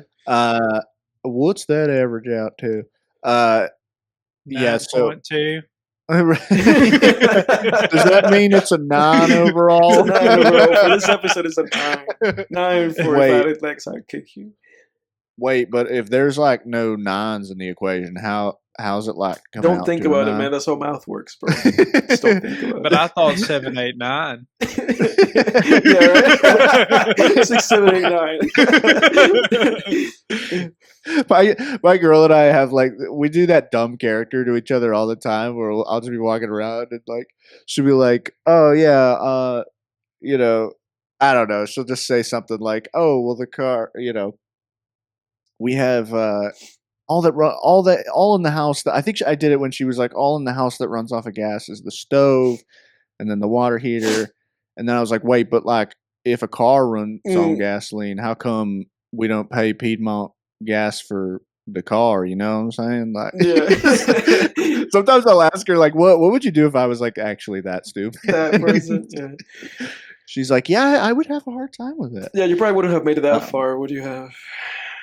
Nah. No. No, she would have lost her patience with me. Yeah, so I would give it an 8. I thought it was wickedly engaging, Yeah. thematically, very thematically dense. There's a lot of symbolism in it that would reward repeat viewings sure. too. For sure. I found the rodent symbolism very interesting. The tenacity of rodents. That thing was scary, bro. It was really terrifying. That was scary. Yeah. That was not like a little regular hamster, man. No, dude, that was a little Oxford peeping out. That was like if you shrunk Oxford down, dude. And he cracked out. And he crashed out. Yeah. But yeah, I thought the rodent symbolism was really interesting. You know, and a symbol for human resilience. You know, for sure. And which is interesting considering rats are used in medical experience due to their physiological similarities to humans. Yeah, Conan had that little thing, right, where he was like, oh, you know, when I was in med school, we had to do these things on rats, and he was like, and the brains were always, intact, regardless of what I did to the rats. Yeah. But yeah, I thought this was great. I loved this. All right, dude, we've been on a roll. Yeah. That being said, folks, let's do our recaps and let's call this a show. Jack, do you want to go ahead? Jeez, I gotta look. Let somebody go before me real quick, and then I'll gather my thoughts on it. Jake, you have it locked down. You can go ahead. Yeah, I'll go ahead. Recap. Movie wise. The only movie I watched, I did a rewatch, and I wanted my girlfriend to see it. She had never seen it before. Was the movie I Saw the Devil? Oh, great movie! Yeah, we saw that together the first time. I think we watched it. Yeah, one of my favorite movies of all time. For sure. I think it's the greatest exploration of revenge ever put to the screen. Probably, I mean, most people would probably say Old Boy. Yeah, I think it's up there with Old Boy. Yeah, I think I Saw the Devil is not only better than Old Boy, but I do think it has a more a richer exploration of the concept of revenge. Although I do believe Old Boy has a very a great exploration of the concept of revenge as well. Yeah, I love that director Kim Ji-won. He also made that movie A Bittersweet Life that I really love. Yeah, I've seen A Bittersweet Life. Didn't like it as much as I Saw the Devil, but I like that's the one that there's the scene in it with I don't have much memory from that movie but isn't there the scene where they're both assembling a gun, and the first guy to assemble it, gets obviously to shoot the other guy. Maybe there's a scene like that. Maybe right? There's a fascinating thing about that movie, A Bittersweet Life, where it's like like I remember I watched it just randomly. I put it on because I had seen another movie with that director, and it just really caught me, like the character study of that dude. But yeah, there might be a scene like that. I don't remember. Yeah. Jack, definitely recommend I Saw the Devil for sure. on your okay. Yeah. If somehow you wait and don't watch it, and we at some point all three of us gather for a night, let's just watch that movie. Yeah. Oh man, it's one of the most. I mean, it's like it's the guy who played Storm Shadow in G.I. Joe. He's the main character. But basically, the premise of it is essentially this Secret Serviceman. His wife one evening is murdered by a serial killer, and they find the wife's head. It's horrific, and this is all in the trailer that I'm giving you, so I'm not spoiling anything. This is like this teaser. And what happens is he, being a Secret Serviceman, he takes time off, and he finds the serial killer pretty quickly. Yeah, and finds him, beats the shit out of him, is about to kill him, and then is like just releases him. Then just stops. And then what he does is he has the he plants a tracker in the serial killer's throat, like he makes him swallow it. And then the serial killer wakes up in a field, and what the main character does is he releases the serial killer.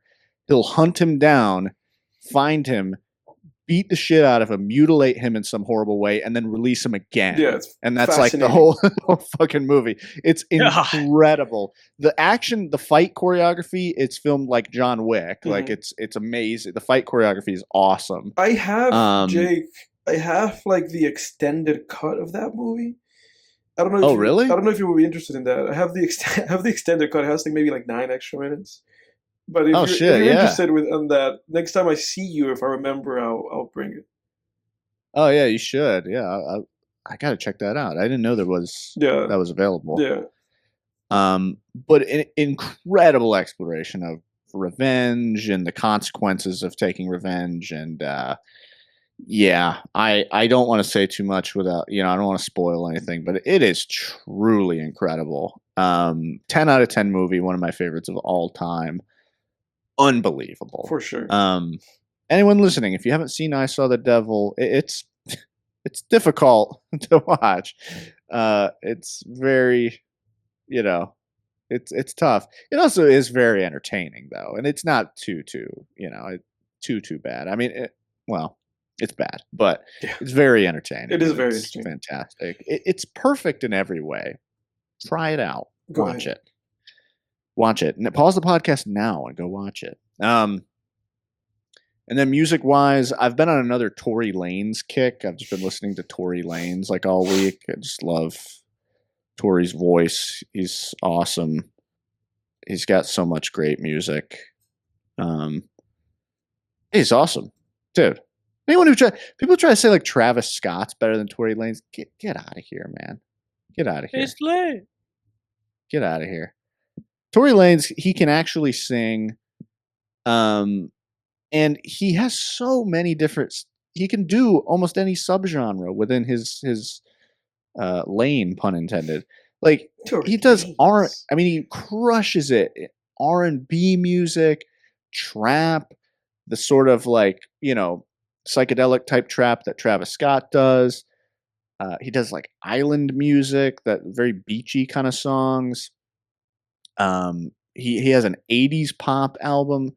Guy can do it all. Great artist. Unfortunate some of the life decisions he's made. But he's a great artist. That's one of that's when I started really just not vibing with Fantano.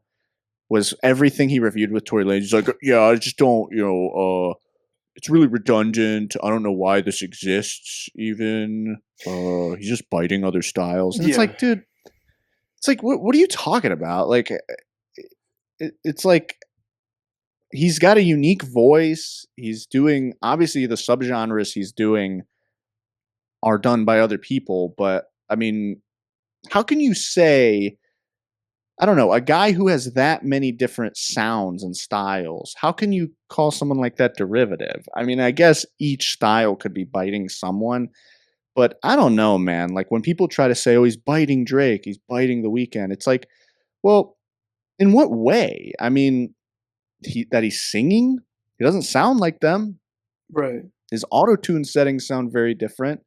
He is unique, and I don't buy that whole.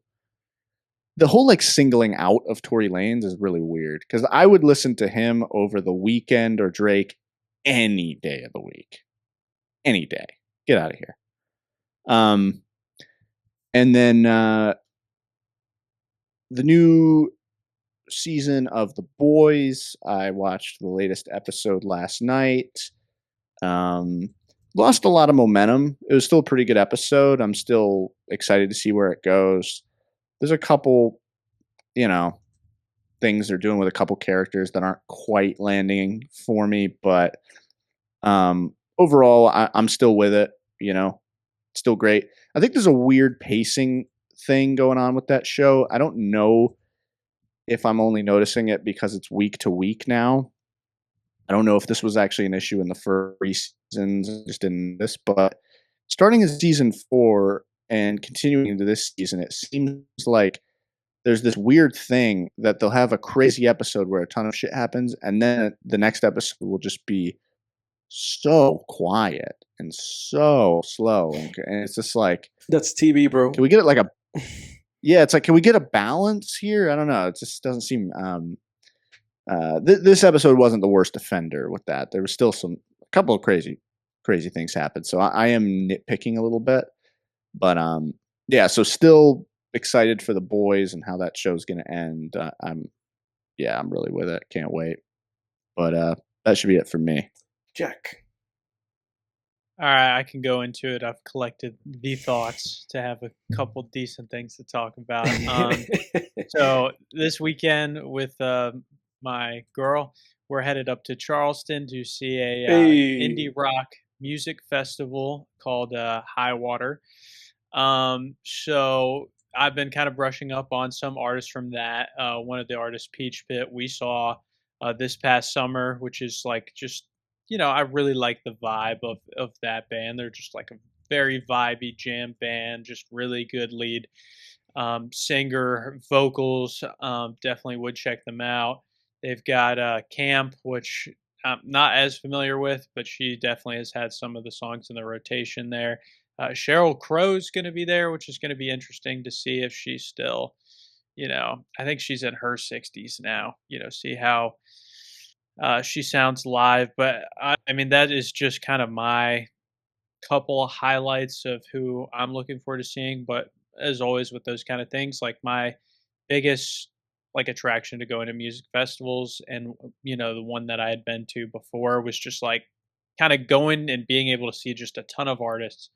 And I really feel like there's not much better of a like pleasant surprise than like discovering some new music like live versus knowing, something going in. I really love the feeling of just like listening to something like, holy shit, this is good. Like, let me whip out my phone and get their music on and, circle back later and do that. So definitely looking forward to that that. is really satisfying when that happens. Yeah. When you see someone live and then that's what gets you into them, was seeing them live. Love that. I love that too. And so that's something I've been looking forward to. I mean, I'll touch on it since we're both going to be watching it after this, but continuing to keep up with the Pitt. Absolute goated show. It's just consistently giving the same fix. I mean, we've had an incredible oh, dude, I can't wait. I'm going to watch it right off the show. Yeah, and we didn't watch the episode until last night from last week, just because we've been busy and stuff. Yeah. So it's kind of haven't had to wait as long as you, so not as antsy, but like still really looking forward to it. Yeah. And in terms of anime, there's kind of like a new season of anime coming out now. One that is previously aired a first season, and that I'm catching up on and then going to watch the second season is called Dorohedoro. Oh yeah, dude, I've read the first 10 chapters of the manga, but I want to watch the anime. Yeah. Yeah, no, I really dig the vibe of this. So the whole premise of this show is basically there's this place called the Hole, and it's basically where like the humans live, and it's kind of like a shithole. And then there are these sorcerers that live and are able to like unlock these doors from another, area or dimension to come into the hole, and they practice their magic on like the humans in the hole.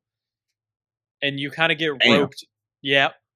And so you have like run-ins with people that are, like they, somebody came in and just like turned them into like an insect, like, and they're like a human sized like insect, and they're all fucked up and like barely working.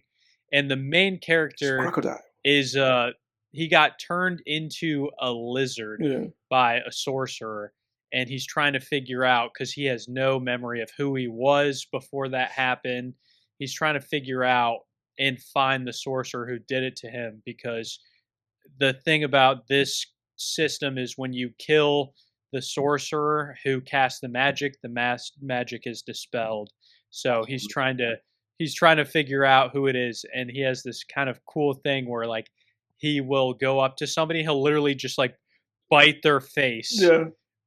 and like there's a guy who's inside his mouth who will like talk to them, and he'll be like he'll like tell them like, oh, you're not the guy I'm looking for. There's a trippy ass And show. then he'll like Yeah. take him out of his mouth and be like, what did the guy in my mouth say? Yeah. It's trippy, dude. It's really trippy, but it's cool. Damn, that sounds like a great concept. Yeah, but like I've got to see how many episodes I'm deep. I'm like on the 10th episode, and it's just hitting. Like I just really enjoy it. Like it's something different. Like it's a really cool concept, and just trying to catch up so I can start to watch the second season as it continues to come out. And then really the only other thing that I have other than that is just like show, with the passing of Catherine O'Hara or Hera. My girlfriend had never seen Schitt's Creek. Oh yeah, dude. I was watching Schitt's Creek last night. Yeah. Yeah. Oh, I really liked that show. Yeah. And watched it a couple years ago, and just kind of took the opportunity of her not having seen it to just kind of be working our way at a very casual pace through Oh it. yeah, just dude. really enjoyed watching it again. Yeah, it's a great show. Like my girl introduced me to that show, and we had fun watching it. Is that it for you? Yeah, that's it for me. Okay, I'll speed run my recap, and we'll get off the show. Part of what got us to go back to Schitt's Creek a little bit is because we watched the whole season of like a new show on Netflix called Big Mistakes. If you go on Netflix, is number 2 on Netflix right now. It's called Big Mistakes. That's Dan Levy as well, right? Yes. Yeah, it's like Dan Levy's new show. And the premise of the show is him and his sister, they steal some jewelry from like some like mafiosos like in their town. And that basically just spirals into them essentially working for these like mafia people and doing services for them. So it's kind of like almost like a sitcom, but it's not. It's like this like crime comedy thing. Kind of adjacent to what used to be popular in the 2010s, like in the wake of like Breaking Bad kind of thing. It was a fun watch. That's really all that I can say was fun. We had fun watching it. It's not like fantastic or anything, but if you want to pick up a show and just have like a fun time, it's like 8 episodes. Each episode is like 30 minutes. Then I recommend it. It's just called Big Mistakes. Again, just like a very light recommend. It's just a fun show. And if you just miss like a Dan Levy like kick, then that can help you out. I'm definitely gonna watch it for sure. Yeah, so check it out. I think you'll enjoy it, Jack. I think you guys will dig it. Then on the other end, I started watching Frieren. Oh yeah, dude, that's good. Yeah, so this is Frieren. After Journey's End, I think is the name of the show. Yep. The concept of this show is like a fantasy show. It's like this kind of like almost like medieval fantasy show. So far, it's been really like very lighthearted, and it's about this elf lady who is like it has to be like 100 years old at this point. And the show starts when her journey with this crew that she had ends. Because she had gone on this crew to like defeat like the Demon King with like 3 other guys. And then that's where the first episode starts. And in the first episode, like 100 years pass, and one of those 3 guys that she started the journey with like dies. This guy named like Himmel, the hero. And then in the subsequent episodes, like this other priest dies, the other guy that she was on that journey with, and he leaves her with her apprentice.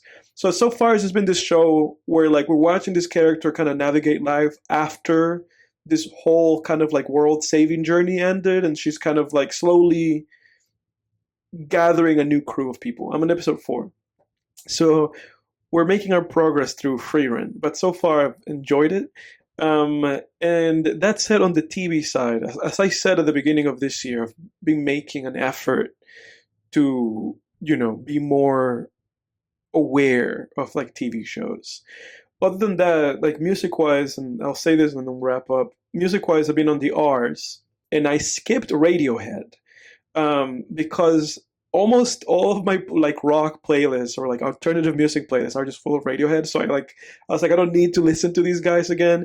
But for anybody curious in the audience, I will rank Radiohead's albums now, and we'll call it that Nice. for Radiohead. So if you're interested in Radiohead, I'll give you my personal ranking of their albums.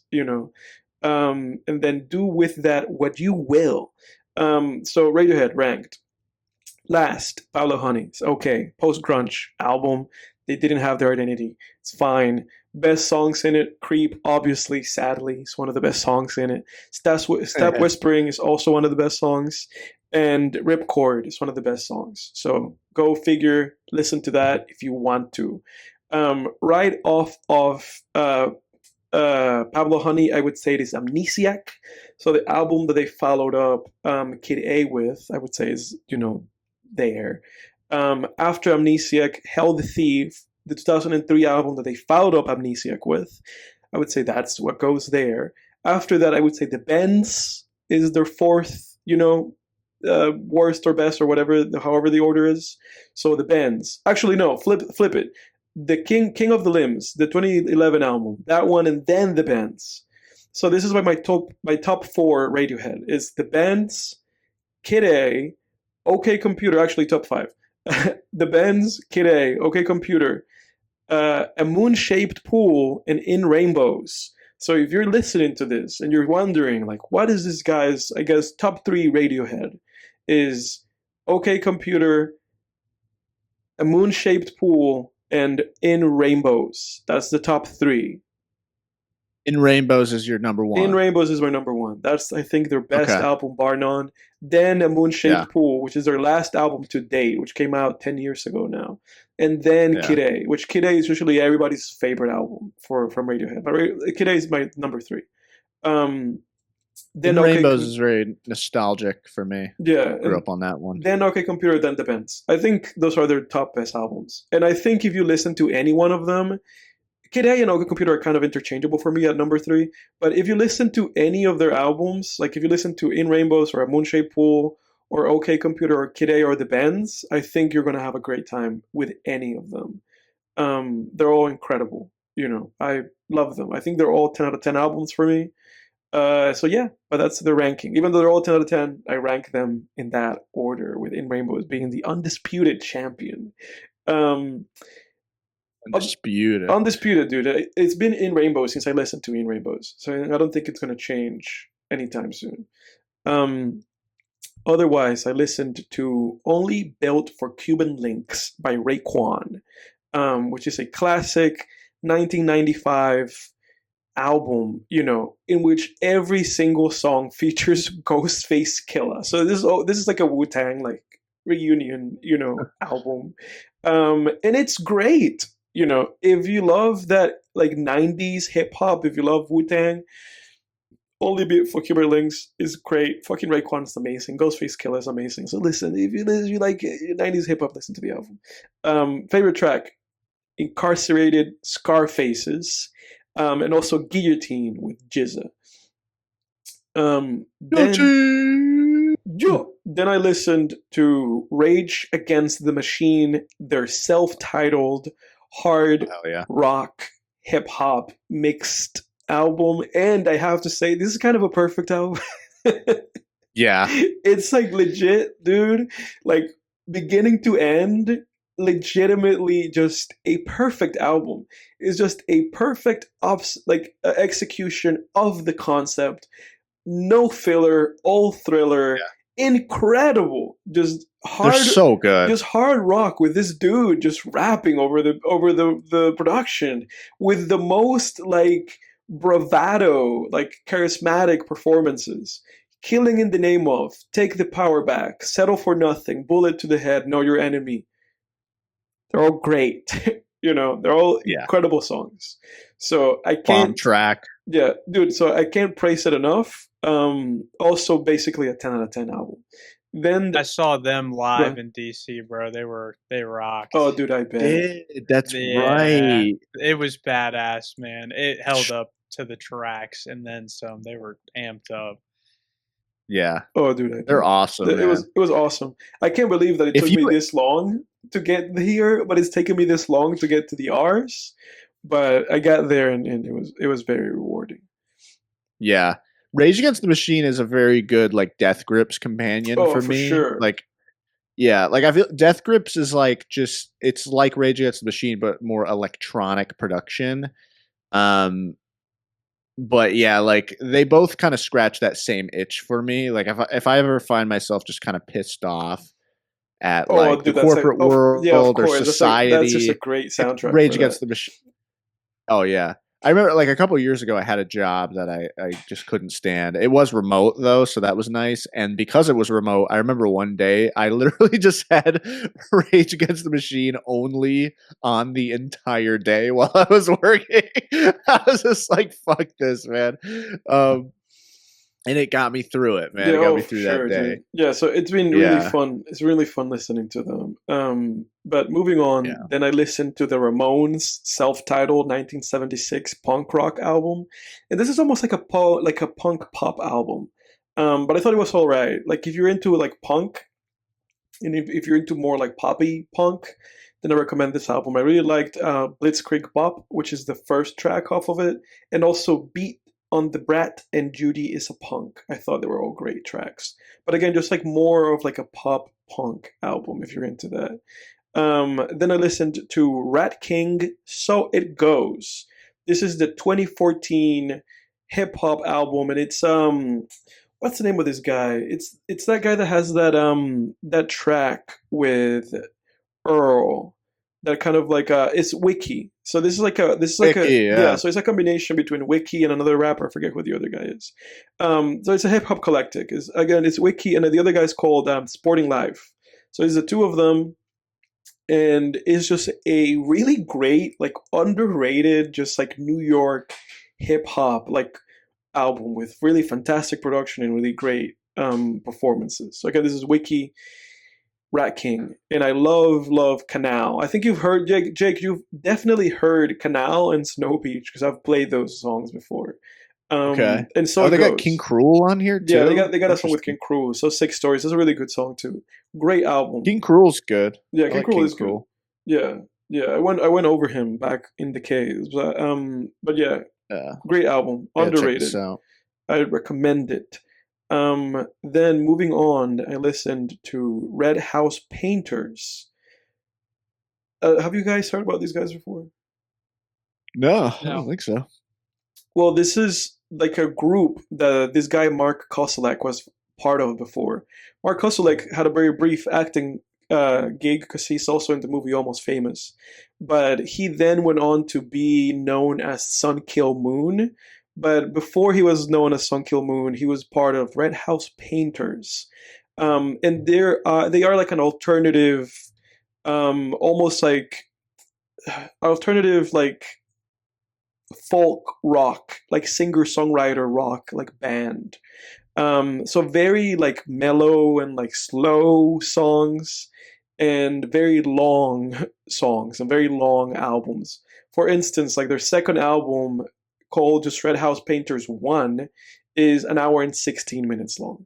But I really enjoy them. The first album, Down Colorful Hill, is really good. Their second album, Red House Painters 1, is really good. And their third album, Songs for a Blue Guitar, is great. So if you're interested in them, just go and give them a shot. I think that if you're interested in like alternative, like more on the emo side, like 90s rock, I thought they were really good. And Okay. then just to wrap up here, I know it's been a long list. I've just been I was like making my way through the R's. I listened I'm to getting some good stuff from this though. I know I try to put these things, because I know This that helps me this helps me beef up my album game. yeah, I know that you would enjoy. You would definitely, Jake, enjoy. You've already listened to Rage Against the Machine, but you would definitely enjoy the Raekwon album if you haven't listened to it, and you would definitely Yeah, enjoy I the gotta listen Rat to that. King album. I don't know about the Yeah, I Red went House ahead and Painters album did because it's a those. little bit more kind of like slow, but I thought this album's really great. Then I listened to Heis by Rema. Rema is an African Afrobeat artist. So if you're into more kind of like dance hall music, and just like African like pop music, then you'll enjoy this. I discovered him from like a song that he had like a few years ago with Selena Gomez called "Calm Down," and I found that really fascinating. So I added this like most recent album of his to my playlist. So again, if you're into Afrobeat, I actually thought it was really great. It's only 28 minutes long and it's 11 tracks, so I would give that a shot. Favorite song from this one was called Yayo, and also Ozeva were my favorite ones. And then just the last two, I listened to Rich Brian, his album called The Sailor. I've been listening to Rich Brian for a long time since he came out with that album Amen, and he also had that kind of popular like song back in like 2018 called The Stick. You know that song The Stick. When I hit them with that stick. That song. That was him. Rich Brian. So he had an album from 2019 called The Sailor that was supposed to be kind of like his best album, and I had just had it in my albums for a very long time, and I thought I should honor the fact that I just had that in there for so long, even though I'm not really into Rich Brian like that, because he's just kind of like a rapper guy. But this album, he kind of took more risks. It's almost more adjacent to something that Travis Scott would do, and how far he was reaching in this album with the production and like his singing and what he was trying to do. I still thought it was like very middling, kind of underwhelming album. But if you're interested in the best this album has to offer, listen to either Yellow, Drive Safe, or I would say No Worries. I thought those were the best songs. But again, just kind of like a 5 out of 10 kind of album. And that, fellas, is it. I had a lot of albums. Dude, you missed somebody, dude. You missed Ray Charles, man. Why are you blowing past Ray Charles? I have no Ray Charles here. Maybe I'll add it, and I'll have to then get to him on a second turnaround. It's funny, man, because I've been listening to some good music, dude. Dude, it's funny because some good music. I've been listening to Pearl Jam recently, just randomly. Oh, yeah. And it's funny because I never added their album. Like when I got to the piece, I never covered Pearl Jam. So I've been listening to them just on my own time, like listening to their album 10 that they have, and I've been having a great time. What do you think? I think it's great. It's like perfect, But it's funny that I completely skipped over them because I hadn't added them to my album. Somehow in my head I thought they were there the whole time, and then I was like, they weren't there, and then I've been kind of going back. But yeah, there's a lot of albums that when I do my second go on this whole thing. But the second time I do this, I'll try to be like really fast about it. I don't want. I feel like I'm stuck in this thing, but at the same time, it's really rewarding listening to Rage Against the Machine and so on and so forth, or re-listening to great albums like the Ratking album. Yeah, man. Yeah, speaking of, I love '90s grunge, man. I did forget to mention during my recap, I have been on a bit of an Alice in Chains kick too. Yeah. Love Alice in Chains. That's got to be. Same. They might be my favorite of the big 5 grunge guys. It's hard to choose though. I mean, Pearl Jam's awesome, and Stone Temple Pilots are awesome too. Nirvana's alright. Nirvana's all right. I'm not a big Nirvana. I'm not big on Nirvana. When I got to Nirvana and I listened to Dorohedoro and the other one, my thoughts coming out of it was like, this is very overrated. It's like, yeah, this is very overrated. Yeah, all their songs sound kind of samey, and versus like, I really feel like with Pearl Jam, Alice in Chains, Soundgarden, and Stone Temple Pilots, those guys all have a lot of variation between their songs, a lot of variation between albums. Yeah. Or not, maybe not a lot in some cases, but a little variation. Each album has kind of an identity, and I just don't feel that with Nirvana. Nirvana just feels very like, all right, here comes the screaming and the 3-chord guitar, whatever it is. Like, just all feels like it. They're almost like that weird. They're almost like those weird oldies bands that had the same. They almost had like the same intro on every song, but they did it on purpose. And it's like Nirvana's almost like that, where it's like every song kind of just sounds. The production is just like the same guitar riff almost on every song. I know it's not literally the same. There's going to be people in the comments like, how dare you? It's not the same. It's like, I get it, but it's similar. Go ahead, Jack. I was just saying, just remembering like having an iPod, like having Smells Like Teen Spirit on Mhm. it, and listening to that song for a while, and then just being like Yeah. done with it, and just like I don't know if I've ever listened to it again. Yeah. Yeah. I have some. Yeah. I have some. Some Go ahead. I was just gonna say something about that sound just died out for me quick. Yeah. I don't know. Yeah. I have some Nirvana like hot takes opinions that I wrote it down as like a future thing for us to talk about. But Okay. yeah, boys, I guess that's that for this episode. It's right about time for some Pitt. So unless anybody has any closing thoughts, I guess we call it that. Mattress Man. No. Yeah, that's that, Mattress Man. I'll let you guys know what I want to pick. I had a few ideas, but I don't have a pick locked in yet. All So, right. Thanks, guys. Thank you, everybody. Next time on Film Tangents. We're out. See you. Deuces.